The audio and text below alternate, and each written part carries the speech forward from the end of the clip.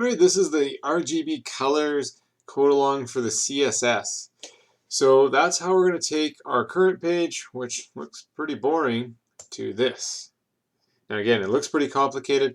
There is a lot of little things happening here. Let's start with the simplest things, the background color. You'll notice the background color of all of our stuff, so our body, is actually different than the rest of the page. So last time we used the background for the body and everything was great. But now because we've got this different colors, we have to do it a little bit differently. So if we go to our HTML and I go to my style CSS, I actually just want to call up my whole HTML document for this because I want to affect the whole thing. And I'm going to choose the background color for the whole thing, which I'm going to make gray. Simple as that. Now if I hit run, right away, whole thing's gray. Now I want the body though to be white. So anywhere there's writing, I want it to be white. So we're going to call up the body then. And I'm going to say, hey, for the background for that, I want you to be white. Okay, so right away, we now see that we've got this gray background with white in the center. Now it doesn't look great because our padding and the margins aren't great and it's not around a corner. You look at this, some little things have been happening. To me, the next big thing I notice is, hey, my text here all looks like it's in the center again, which is kind of nice that it's all there. So I can just go back to my style sheets and say, hey, let's do a text align. Text align. Oops. Why aren't you? There you go. And I want you to be center. Okay, let's run that. Already it looks a little better. So that's good. Let's try to get some of these spaces though, so that it's not right up against the top. So there is some gap here.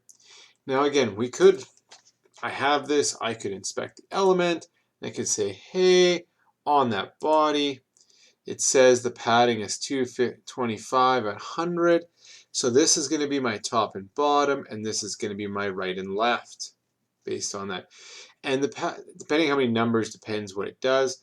If you just put one number, it's going to be all the way around that. We also have this box model that does show up here, which is nice. So you can see that I have no margin. I have 25 padding right now, and I have 25 margin, and you can see for all of it. So it is really nice to actually go on there. And you can do that for every single element. Anyway, going back, so let's change that right away for the whole body. So we're going to change the padding. 25 pixels for top and bottom, and it was 100 for right and left. And that needs to be right next to it. Okay, run that. There, oh, so much better. Looks so much cleaner, just like that.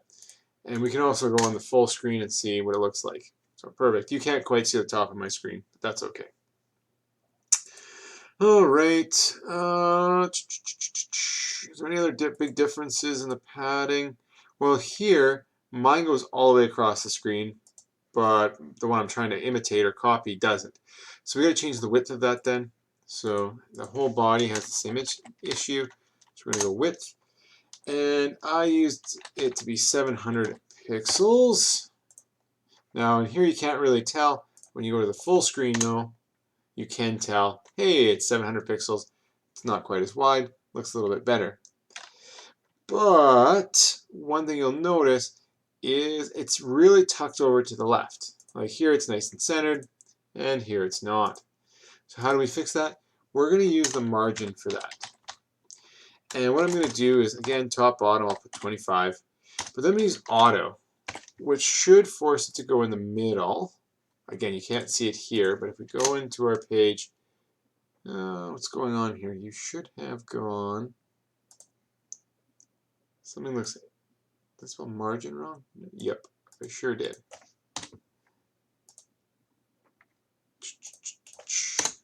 Hey, there we go. Spelling is important.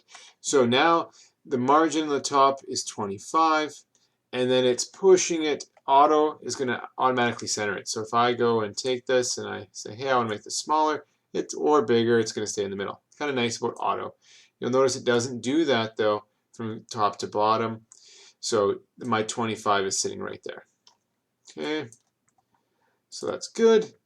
Any other big like body differences that I'm noticing? Oh, these little rounded corners. Oh, they make them look so much nicer than the square corner. And it's so easy once you know how to do it. So we're going to go border and then radius. And this will change. Like if I put, I don't know, let's put 100 pixels here and we'll see what that looks like. Okay, so that's a big curve.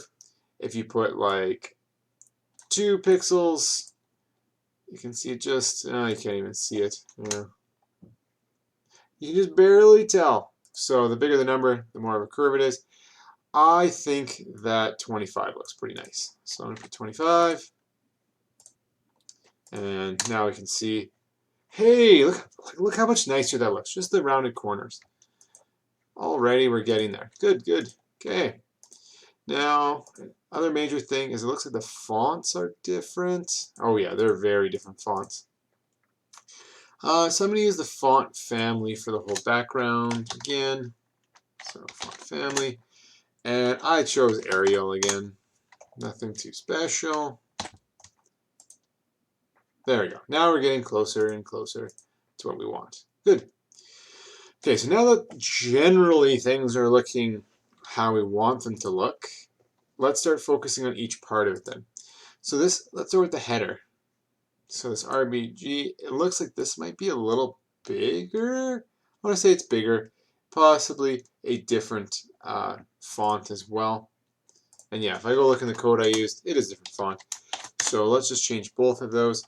All of that stuff can actually be found though in that inspector. So if I go to RGB, where's my header here? Header 1, where did you go? Body, header 1, here we go. You can see the font family I used, you can see the font size I used, and the letter spacing. So it's super nice to go back.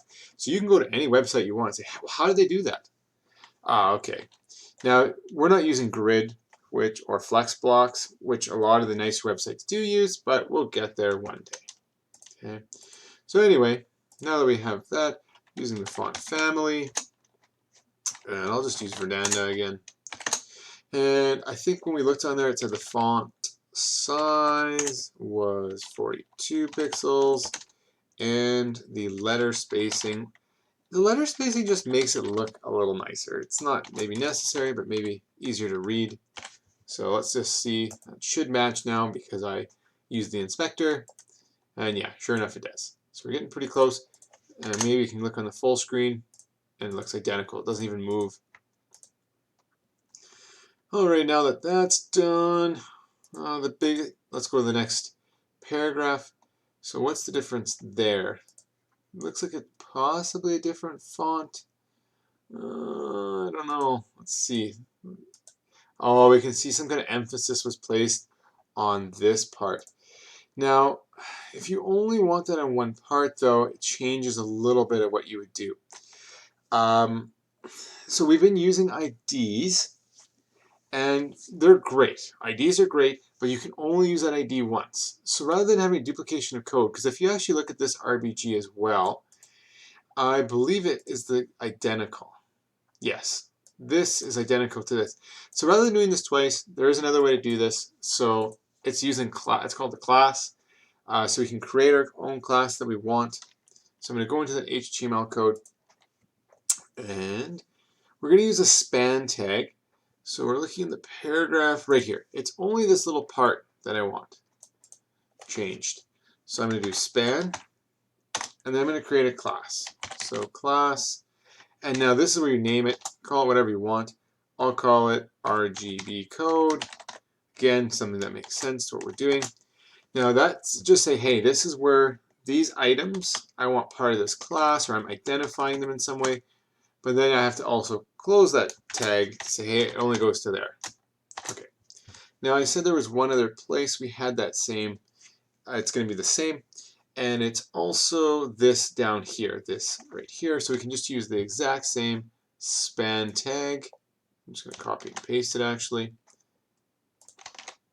And we'll do the same thing here. Just close that up. All right. So if I hit run, nothing should happen. Good. That's what we want. But all we've done is actually just create it. Say, hey, now I can identify you. And now because this is not an ID, you don't just go hashtag. You actually have to use a period. So it's going to be period, and then whatever my class name that I gave it, so RGB code. And now we can do whatever we want, just to those little parts. The great thing about classes, you can have as many different elements have that same class and affect as many different things as you want with it. So just actually H1 would be a class, but it's one that's kind of already pre-made. So things that I did to that one, I changed the font family to, it's a little different one, Courier New. And then I believe I also bolded this. Let's see. Oh yeah, that's definitely bolded. So font, and we'll just change the weighting then to bold. Now, if we've done this correctly, both this and this should change at the same time. And they do, and they look identical. Perfect. Okay, so there's that part of the problem is fixed. Is there anything else between those two? Oh, I need to redo this one. Let's see. To me, they look identical now, which is good. That's what we want. Let's do one more paragraph for this. Oh, you know what? The next paragraph actually looks okay too. So that looks pretty good. Pretty close. To me, from here to here actually looks the same. The horizontal rule, I think, is identical as well. Yeah. So I think we're going to stop here. I'll make a separate video for how to make this part.